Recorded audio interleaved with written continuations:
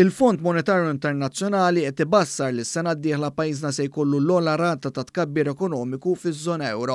F'rapport ta' tbassir ekonomiku li ħareġ l-IMF għal din is-sena u s-sena d-dieħla fl-2022 il-prodott domestiku gross ta' Malta f'termini reali se jkun ta' 5.6%. Din hija l-ogħla rata fost 19 il-pajjiż fiż-żona euro. Il-medja fiż-żona euro se tkun ta' 3.8% biex bekk l-ekonomija ta' pajjiżna se tkun kważi 2 perċentwali ogħla mill-medja fiż-żona euro. Pajjiżi bħal Ġermanja, il-Belġju u l-Olanda għandhom rati ferm inqas baxxi minn Malta. Pereżempju l-Ġermanja meqjusa bħala il-mutur ekonomiku tal-Ewropa, ir-rata tal-prodott domestiku gross sas-sena d-dieħla mistennija tkun ta' 3.8%.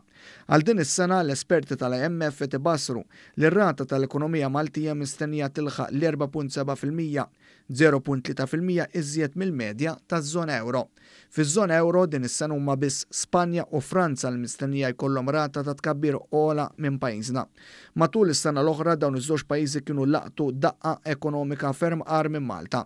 Ir-rapport isemmi li pajjiżna mistenni jkompli esperjenza tnaqqis fil-qatt u r-rata ta' dawk li jirreġistraw għax-xogħol f'Malta mistennija li tisboq iżjed minn nofs il-medja taż-żona euro.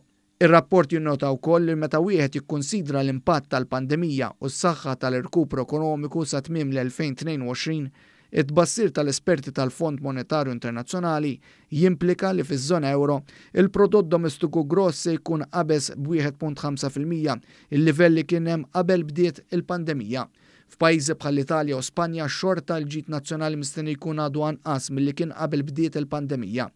B'kuntrast, f'Malta l-livell tal-prodott domestiku gross mistenni li jkun 2.8% ogħla mill-2019 meta ma kienx hawn pandemija. Dan huwa l-aħjar riżultat fost pajjiżi Ewropej dipendenti fuq it-turiżmu.